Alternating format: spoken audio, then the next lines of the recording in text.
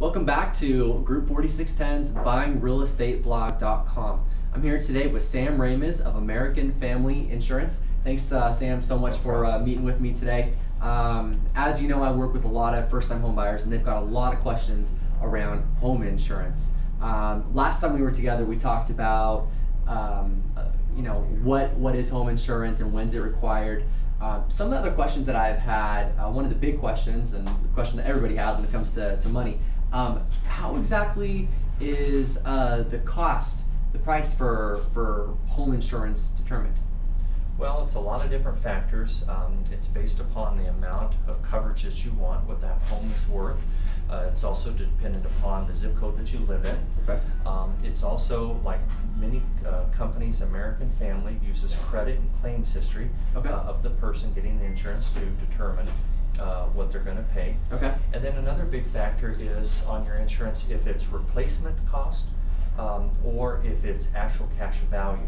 So if your insurance is replacement, then you're going to be repaid exactly what it would cost to replace the item that was damaged. Okay. If it's actual cash value, then what you get paid is the amount that the item that you own is worth minus any depreciation that it's gone through. Okay. So basically what the insurance company determines that the value of that property is, or the value of the item is, that's what you would get back, not necessarily what it would cost to replace that item. Is that correct? No, really what it's going to be like-kind value. Okay. So if you have a 10-year-old TV that maybe cost you, let's say, $5,000, but with the way electronics go down, maybe that same quality of TV or the same size of TV now only costs you $1,500. They're going to replace it with a $1,500 TV, so you have a like-kind TV. Okay. All right. That makes sense. Something else that you brought up has to do. You're talking about that you guys use credit to determine the cost of insurance.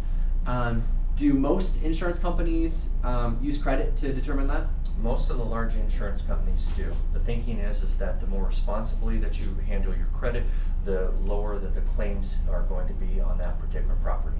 Okay, okay. Which, in most cases to buy a home, you've got to have, at least above 620 credit anyway. So it's not like you're dealing with people that are, in the 400s to purchase. So another question that I had was around the claims history. What exactly is the claims history on a house?